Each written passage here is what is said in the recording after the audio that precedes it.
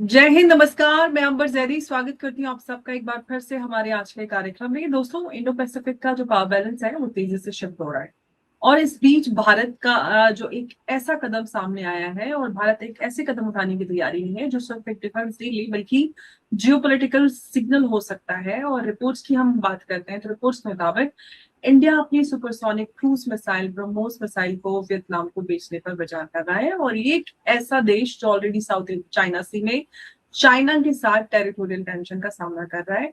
तो जिस तरह से ये सारी चीजें सामने आ रही हैं, ये सिर्फ एक आर्म एक्सपोर्ट नहीं है, ये एक स्ट्रेटेजिक अलाइनमेंट, डिफरेंस और मैसेज बिल्डिंग है कि भारत जो है पहले ही जो है फिलीपींस के साथ ब्रह्मोस डील फाइनलाइज कर चुका है और अब वियतनाम के साथ जो पॉसिबल डील का मतलब क्या है, क्या भारत जो है वो इंडो पैसिफिक में एक सिक्योरिटी प्रोवाइडर के रोल में एंटर कर रहा है, ये सबसे बड़ा सवाल है। और इसी सवाल को हम समझने की कोशिश करेंगे और मेरे साथ इस पर चर्चा करने के लिए मौजूद है उमेश जी। बहुत स्वागत है आपका। जय हिंद, नमस्कार। जय सिया राम अंबर जी।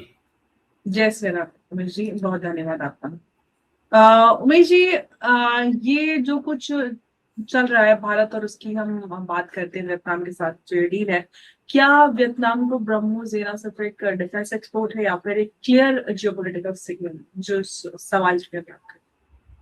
देखिए अंबर जी, 3-4 साल पहले हमने ब्रह्मोस मिसाइल फिलीपाइंस को बेचा था। 3 बैटरी दिए थे $375 मिलियन के अंदर। उसके बाद इंडोनेशिया ने भी इसको लेने के लिए हमसे एक तरह से ब्रह्मोस मिसाइल मांगी थी और हमने उनको ब्रह्मोस मिसाइल ऑफर कर दी है। और ये जो डील है ये एक तरह से अभी प्रोग्रेस में है और मोस्ट लाइकली रशिया जो है इसका क्योंकि ब्रह्मोस मिसाइल जो है भारत और रशिया जॉइंटली डेवलप कर रहे हैं, तो कोई भी एक्सपोर्ट अगर होता है तो उसमें रशिया की मंजूरी होना जरूरी है। और मेरा मानना है कि रशिया इसकी मंजूरी दे देगा इंडोनेशिया के लिए भी। अब वियतनाम के राष्ट्रपति तोलाम अभी भारत आए हुए हैं और एक तरह से एक्सप्लोर किया जा रहा है कि क्या भारत उनको मिसाइल बेचने वाला है। ये एक तरह से कयास लगाया जा रहा है क्योंकि वियतनाम को भी बहुत सारे प्रॉब्लम है चाइना के साथ, क्योंकि चाइना साउथ चाइना सी के अंदर अपना क्लेम बढ़ाता जा रहा है। उसने ऑलरेडी जो वियतनाम की टेरिटरी है उसके बहुत सारे आइलैंड्स जो है वो अपने कब्जे में ले चुका है। वियतनाम इसी फर्दर एक्सपेंशन, चाइनीज एक्सपेंशन को रोकने के लिए भारत से ब्रह्मोस मिसाइल चाहता है और इसकी जो वैल्यू रहेगी अराउंड 6,000 करोड़ की रहने वाली है। अराउंड $600 मिलियन की रहेगी, तो 6,000 करोड़ इंडियन रुपीस में होने की आशंका है। देखिए, सबसे बड़ी बात है कि जो ये ब्रह्मोस मिसाइल है ये 290 किलोमीटर की मिसाइल है और इसकी स्पीड है माक 2.8 और ये एक तरह से सबसोनिक स्पीड पे चलती है। और ऑपरेशन सिंदूर के अंदर नूर खान एयरबेस के अंदर जिस हिसाब से भारत ने स्ट्राइक किया था, पाकिस्तान की पिन पॉइंट एक्यूरेसी से पाकिस्तान के न्यूक्लियर वेपन्स डिस्ट्रॉय हो गए थे। इसके बाद ब्रह्मोस एक तरह से डार्लिंग बन चुका है फॉर ऑल द कंट्रीज। अब ऐसी बात है कि उसके बाद भारत को 22 कंट्रीज ने बोला हमको ब्रह्मोस चाहिए। भारत कंडीशनली एक तो सारे अपने सिक्योरिटी रिस्क इवेल्युएट करके सबके साथ अब डील कर रहा है। अब सबसे बड़ी बात अमर जी, आप ये देखिए कि ये जो मिसाइल है अगर ये डील हो जाती है, Vietnam will be the third nation in South China Sea जिसका टेरिटोरियल डिस्प्यूट है चाइना के साथ और उसको ब्रह्मोस मिसाइल दिया जाएगा। एडिशनली ये भी बता देता हूं कि फिलीपाइंस भी एडिशनल बैटरी मांग रहा है हमसे। तो ये जो स्ट्रिंग ऑफ पर्ल्स के जवाब में जो भारत के खिलाफ चाइना कर रहा है, बांग्लादेश को, श्रीलंका को, पाकिस्तान को हमको घेरने की कोशिश कर रहा है, सिमिलरली ये एक भारत की एक्ट ईस्ट पॉलिसी है। एक्ट ईस्ट पॉलिसी के अंतर्गत हम अपने जो रिलेशंस हैं आसियान कंट्रीज के साथ बढ़ा रहे हैं और अपने ट्रेड रिलेशंस के साथ सिक्योरिटी प्रोवाइडर भी, जैसे आपने बताया, we are becoming the net security provider as well. देखिए, कुछ दिन पहले आपको याद होगा भारत ने प्रपोज किया था joint monitoring of the straight of Malacca with Indonesia, Malaysia, Singapore and Thailand. और अब ये देखिए, पहले तो एक्सेस को जो है उसको मॉनिटर करने की बात हो रही है, साथ में जितने भी नेशंस है आसियान के जिनके टेरिटोरियल डिस्प्यूट्स है विद चाइना, वहां पर हम उनको ब्रह्मोस मिसाइल भी ऑफर कर रहे हैं। अंबर जी, सिर्फ ब्रह्मोस मिसाइल हम वियतनाम को ऑफर नहीं कर रहे हैं, हम इनफैक्ट एक तरह से हमारी जो आकाश मिसाइल डिफेंस सिस्टम्स है, आज का आकाश की जो मिसाइल्स है, वो भी हम मलेशिया को ऑफर कर रहे हैं। तो ये एक तरह से भारत आम करते हुए जा रहा है। और कुछ दिन पहले जो डिफेंस मिनिस्टर्स की मीटिंग हुई थी आसियान कंट्रीज में, भारत को एक रिलायबल सुपर पावर बोला है उन्होंने। और आसियान कंट्रीज जो हमेशा एक तरह से सबसर्विएंट रही है आइदर टू चाइना और यूएस, अब वो एक तरह से रिलायबल सिक्योरिटी पार्टनर चाहते हैं और उनमें वो भारत को एक तरह से रिलायबल सिक्योरिटी पार्टनर भी देखते हैं और अपने आप को डीलिंग कर रहे हैं from China and America both. क्योंकि आसियान कंट्रीज को लगता है कि अमेरिका अपने allies के अगेंस्ट कभी भी जा सकता है। मिडिल ईस्ट के अंदर देखिए, कल ही जब मिसाइल्स छोड़ी जा रही थी वापस between Iran and America, UAE के ऊपर मिसाइल्स छोड़ी जा रही थी। तो ये सब कंट्रीज चाहते हैं कि अपनी सुरक्षा वो खुद करें और वो कोई भी अमेरिकन सिस्टम्स नहीं लेना चाहते, वो भारत के सिस्टम्स लेना चाहते हैं, वेपन सिस्टम्स जो एक तरह से रिलायबल है, ट्रस्टवर्दी है और इकोनॉमिकल भी है। ये बहुत इंपॉर्टेंट है। लेकिन उमेश जी, आप सवाल ये है कि क्या ये मूव डायरेक्टली चाइना को काउंटर करने के लिए लिया गया? देखिए, इंडियन ओशन रीजन के अंदर ऑलरेडी चाइना के पास हम्बनटोटा में पोर्ट है और उसके बाद बांग्लादेश के अंदर भी उनके वहां पर भी एक्सेस उनको मिल चुका है, म्यांमार के अंदर मिल चुका है। फिर आप ये देखिए कि पाकिस्तान का ग्वादर पोर्ट भी उनके हाथ में है। तो भारत भी एक तरह से चाइना को घेरने के लिए उसने सबांग पोर्ट लिया है। फिर बाद में सिंगापुर के अंदर उन्होंने टर्मिनल की बातें चल रही है। अपना ग्रीन टर्मिनल जो ग्रीन निकोबार टर्मिनल है, वहां पर 81,000 करोड़ का इन्वेस्टमेंट किया जा रहा है ताकि एक ट्रांसशिपमेंट पोर्ट बनाया जाए। वहां पर एक एडिशनल वो जो एयर स्ट्रिप है वो बनाई जाए। और ये एक तरह से भारत जो है वो चाइना को काउंटर कर रहा है। और इसी के अंतर्गत अब आप ये देखिए कि वियतनाम का जो, अगर आप कोस्टलाइन देखेंगे, वियतनाम का कोस्टलाइन बहुत बड़ा है और वो एक तरह से ऑलरेडी उसका युद्ध हो चुका है 1967 के अंदर विद चाइना, 1979 के अंदर विद चाइना, जिसमें वियतनाम ने चाइना को हरा दिया था। और उसके बाद आप देखिए कि वियतनाम हमेशा एक तरह से एक इमर्जिंग इकोनॉमी है। चाइना से जितनी भी इंडस्ट्रीज जो अभी शिफ्ट हुई है, मैक्सिमम इंडस्ट्रीज वो वियतनाम शिफ्ट हुई है, भारत से भी ज्यादा। Vietnam is becoming an additional supply chain hub in the global market, in the global trade market. तो अब वियतनाम अपना जो जैसे ही वो इकोनॉमिक स्ट्रेंथ गेन कर रहा है, वो अपनी मिलिट्री कैपेबिलिटी और अपनी सॉवरेनिटी के ऊपर जो वो एक तरह से रिलायबल सिक्योरिटी पार्टनर चाहता है और वो भारत को एक रिलायबल सिक्योरिटी पार्टनर भी देखा जाता है। देखिए, अभी जो वियतनाम के जो प्रेसिडेंट है तोलाम आए थे, वो पहले बोधगया गए थे। वहां पर बिहार में उनका स्वागत वहां के सीएम सम्राट चौधरी ने किया था। और आप ये भी देखिए, हमारा जो कल्चरल रिलेशंस है विद वियतनाम वो धीरे धीरे बढ़ रहा है। अब सबसे बड़ा ये एक तरह से मेरा मानना है कि भारत का जो डिफेंस मार्केट है, एक्सपोर्ट डिफेंस मार्केट, वो धीरे धीरे एक तरह से इंटरनेशनली उसको रिकॉग्नाइज किया जा रहा है।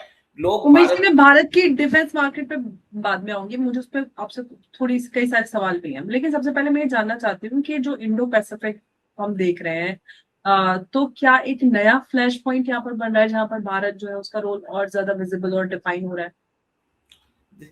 देखिए, भारत अपनी सॉवरेनिटी असर्ट कर रहा है हमारे हमारे इकोनॉमिक जोन के अंदर, एक्सटेंडेड इकोनॉमिक जोन के अंदर वो कर रहा है।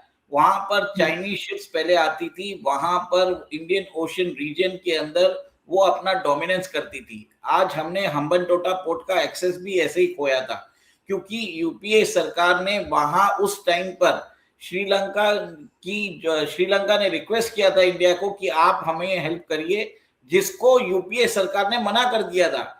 इसके कारण डायरेक्ट एक्सेस मिला चाइना को in Indian ocean. Hambantota port आज 99 इयर्स की लीज पे उनके पास है और चाइना उसी पोर्ट के द्वारा हम पर नजर रखता है, हमारे ऊपर सर्वेलेंस करता है। जब भी हम कोई मिसाइल टेस्ट करते हैं वो अपनी शिप्स भेज देता है मिसाइल्स की रीडिंग्स को टेस्ट करने के लिए। अब भारत को भी समझ में आ गया कि जो चाइना की जो मलाका डायलेमा है उसको एक तरह से एक्टिवेट किया जाए। और इसी के मद्देनजर आप देखिए कि कुछ दिन पहले भारत ने प्रपोज किया था कि मलाका स्ट्रेट का जॉइंट पेट्रोल किया जाना चाहिए। इनफैक्ट इंडोनेशिया ने तो बोल भी दिया है कि जो भी शिप्स उधर से गुजरेगी उसको टोल देना पड़ेगा। तो ये एक तरह से आप देखिए कि चाइना के जो अनरिस्ट्रिक्टेड एक्सेस वो उसको मिला हुआ था स्ट्रेट ऑफ मलाका में, वहां पर भारत ने अड़चन लगाना चालू कर दिया है। और अब सारे नेशन जैसे वियतनाम, फिलीपाइंस, मलेशिया, इंडोनेशिया, वहां पर अब हमारे क्रिटिकल वेपन सिस्टम्स को हम एक्सपोर्ट कर रहे हैं। और ये सारे नेशन जो है अमेरिका से मदद नहीं मांग रहे हैं पर भारत से मांग रहे हैं। फिलीपाइंस के अंदर ऑलरेडी अमेरिकन बेस है, पर वहां पर आप देखिए फिलीपाइंस ने ब्रह्मोस सुपरसोनिक मिसाइल भारत से खरीदी है। इंडोनेशिया के साथ अब अमेरिका का मिलिट्री अलायंस है, फिर भी उन्होंने ब्रह्मोस मिसाइल खरीदी है। वियतनाम, सबको याद होगा कि वियतनाम वॉर हुआ था 17 साल से, जहां पे अमेरिका को शिकस्त खानी पड़ी। तो वियतनाम को भी अपनी सिक्योरिटी कंसिडरेशन से उसको मालूम है कि चाइना से फ्यूचर में कभी भी झड़प हो सकती है। फिर उसके लिए वो अब एक तरह से ब्रह्मोस मिसाइल चाहता है और भारत ने बोल दिया है कि हम आपको लॉजिस्टिकल ट्रेनिंग भी दे देंगे और आपको हम उसको कैसे डिप्लॉय करना, चलाना, अगर होगा तो ऑपरेशन भी कर लेंगे। मतलब आप समझ लीजिए कि भारत के जो लोग हैं, भारत के जो इंजीनियर्स हैं, वो वहां पर जाके वियतनाम में जाके उसको ऑपरेट कर सकते हैं। तो ये एक तरह से भारत का अनडिक्लेयर्ड मिलिट्री बेस भी हो सकता है। देखिए, सब कुछ बोलने की जरूरत नहीं होती है, कभी कभार ये सब वेपन सिस्टम्स इसके लिए दिया जाता है कि भारत अपनी स्ट्रेटेजिक रीच बनाए रखे। और वियतनाम के साथ हमारा एक तरह से ऑयल एक्सप्लोरेशन का भी कुछ साउथ चाइना सी में चल रहा है, जिसको चाइना ने अपोज किया है। ये भी एक बहुत बड़ा सिक्योरिटी कंसिडरेशन है। चाइना ने फिलीपाइंस के जो आइलैंड्स है उसको भी 2012 में कब्जा कर लिया है, वहां पर आर्टिफिशियल आइलैंड्स बना रहा है और उसके कारण वो अपनी जो रीजन, कंटेस्टेड रीजन में अपने हिसाब से वो क्लेम करता जा रहा है। अब सबको समझ में आ गया है कि आज आपको वेपन सिस्टम्स रखना जरूरी है। देखिए, जितने भी नेशंस हैं वो चाइना के कोस्ट के पास है और चाइना का जो मैक्सिमम जो 96% पॉपुलेशन है वो कोस्ट पे रहता है। बहुत सारी जो चाइनीज सिटीज है उसकी जो जीडीपी है वो भारत की जीडीपी से बढ़कर है। वहां पर अगर कॉन्फ्लिक्ट होता है तो उसके इंफ्रास्ट्रक्चर को इफेक्ट होगा। तो चाइना कभी नहीं चाहेगा कि कोई कॉन्फ्लिक्ट आए जो उसकी जो इंफ्रास्ट्रक्चर है, उसके जो इंडस्ट्रियल बेस है, वो उसके टारगेट में आए। ये मेरा मानना है। अच्छा उमेश, अब भारत की डिफेंस डिप्लोमेसी को लेकर बात कर लेते हैं कि क्या भारत जो है अब एक, जैसा कि मैंने स्टार्टिंग में कहा, एक जो नेट सिक्योरिटी प्रोवाइडर है उसके रोल में शिफ्ट हो रहा है, क्योंकि फिलीपींस के बाद में वियतनाम तो ब्रह्मोस है क्या ब्रह्मोस जो है वो इंडिया का एक स्ट्रेटेजिक सपोर्ट टूल बन चुका है, और साथ ही में क्या जो डिफेंस डिप्लोमेसी जो है वो इंडिया के जो ग्लोबल इन्फ्लुएंस है उसको भी सिग्निफिकेंटली बढ़ा सकती है? देखिए, ब्रह्मोस मिसाइल भारत का ब्रह्मास्त्र है और आप ये देखिए कि जितने भी नेशंस होते हैं उनको समझ में आ गया कि अगर उनको सुपरसोनिक मिसाइल कुछ चाहिए जो भारत प्रोवाइड कर सकता है, भारत लॉजिस्टिकल सपोर्ट भी दे देगा, भारत के एक्सपोर्ट्स भी बढ़ रहे हैं। हमने लास्ट ईयर मतलब 25-26 में 38,000 करोड़ का डिफेंस मार्केट हमने एक्सपोर्ट किया है। हमारा डोमेस्टिक प्रोडक्शन हो गया था 1,50,000 करोड़ का। और भारत का जो डिफेंस मार्केट है वो बढ़ता जा रहा है। सबसे बड़ी बात है कि रशिया जो है भारत के थ्रू अपने डिफेंस जो इक्विपमेंट्स है वो बेच रहा है, क्योंकि सबसे बड़ी बात है कि रशिया को बहुत सारे नेशंस ने सैंक्शंस करके रखा है, अमेरिका ने भी सैंक्शंस करके रखा है। उन्होंने चेतावनी दी है कि अगर उन्होंने रशियन आर्म्स लिए तो उनके ऊपर सैंक्शंस लगा दिया जाएगा। रशिया ने भारत को अभी अपनी टेक्नोलॉजी देना चालू किया है, वो तो हमें सुकोई 57 भी दे रहे हैं, S-400, S-500 सब कुछ देने को तैयार है, और उसके द्वारा भारत को यहाँ पे एक लुक्रेटिव अपॉर्चुनिटी मिल रही है। इसके मद्देनजर आप देखिए कि ब्रह्मोस की मिसाइल्स जो हैं वो भारत की एक तरह से ग्लोबल मारक क्षमता का एक प्रतीक है। मतलब एक पोस्टर बॉय जो बोलते हैं, एक poster boy of Indian export missile, Indian defence exports, वो बनता हुआ नजर आ रहा है। बिल्कुल। लेकिन उमेश जी, अगर हम इस डील से बात करें तो क्या ये जो डील है, इस मूव से भारत और चाइना के जो रिश्ते हैं तो पहले ही कुछ खास नहीं, क्या और हम फर्दर स्ट्रेन होते हुए देख सकते हैं क्या? देखिए, भारत और चाइना के बीच में रिश्ते हमेशा ही स्ट्रेन ही रहेंगे, तो इसमें कुछ होने वाला नहीं है। ये सब डिप्लोमेसी में बातचीत होती रहेगी कि हम दोस्त हैं, हम एक साथ करेंगे। चाइना भारत को अपना दोस्त नहीं मानता, चाइना भारत को अपना कंपेटिटर ही मानता है। हमने पंचशील साइन किया था उनके साथ 1954 में, जिसको उन्होंने 1962 में ब्रेक कर दिया था। तो मेरा ये मानना है कि चाइना के ऊपर भरोसा नहीं कर सकते, और भारत जो अपनी एक्ट ईस्ट पॉलिसी के अंतर्गत आसियान नेशंस के साथ जो अपने रिश्ते बढ़ा रहा है, तो कहीं ना कहीं ये एक बहुत ही सार्थक कदम है। और आप ये भी देखिए कि फरवरी में आसियान की डिफेंस मिनिस्टर्स मीटिंग हुई थी, वहां पे राजनाथ सिंह भी गए हुए थे और उन्होंने भारत को अपलॉड किया। सब लोग जानते हैं कि एक ही कंट्री है जो चाइना को एक तरह से compete कर सकती है, चाइना को कॉम्बैट भी कर सकती है, और जिसके वेपन सिस्टम्स रिलायबल है, ड्यूरेबल है और कॉस्ट इफेक्टिव भी है, वो भारत है। Trust is the thing. Bharat का एक ही चीज है, भारत के ऊपर ट्रस्ट किया जा सकता है। ना तो चाइना के ऊपर ट्रस्ट कर सकते हो, ना तो अमेरिका के ऊपर कर सकते हो। क्वाड जैसे एक तरह से खत्म हो चुका है। कुछ दिन पहले हमने ही प्रोग्राम किया था जिसमें हमने बताया कि जापान ने अपनी जो वॉरशिप्स की डिजाइन है वो भारत को देना चालू कर दिया है, उन्होंने ऑफर भी कर दिया है भारत को। वो क्रिटिकल वेपन सिस्टम्स की टेक्नोलॉजी भी देना चाहते हैं। उसके बाद ऑस्ट्रेलिया और भारत के बीच में डिफेंस जो अग्रीमेंट्स है वो भी बढ़ते जा रहे हैं। हमने न्यूजीलैंड के साथ comprehensive economic partnership agreement, free trade agreement sign किया है। ये जो फ्री ट्रेड एग्रीमेंट के बाद क्या होता है कि आपके जो रिश्ते हैं वो बढ़ते जाते हैं, फिर अल्टीमेटली डिफेंस सिस्टम्स पे भी आते हैं। सिमिलरली आप ये देखिए कि भारत के प्रधानमंत्री ने अभी कुछ दिन पहले वो सिंगापुर भी गए थे। तो ये एक तरह से भारत जो है अपनी एक्ट ईस्ट पॉलिसी के अंतर्गत वो अपना जो कार्य क्षेत्र है वो बढ़ाता जा रहा है, इंडियन ओशन रीजन को सिक्योर कर रहा है, और साउथ चाइना सी के अंदर वो trade opportunities, joint exploration of hydrocarbons, defence systems को एक्सपोर्ट करके चाइना को चैलेंज कर रहा है उन्हीं के गढ़ में, उन्हीं के कोस्टलाइन के पास। बिल्कुल। तो अब ये कह सकते हैं कि भारत जो है वो सिर्फ अपनी सुरक्षा नहीं बल्कि रीजनल बैलेंस भी पूरी तरह से शेप करने वाला है, ये यहाँ से साफ हो जाता है। क्यों में जी, है ना? ये बात हम बिल्कुल पूरी तरह से कह सकते हैं।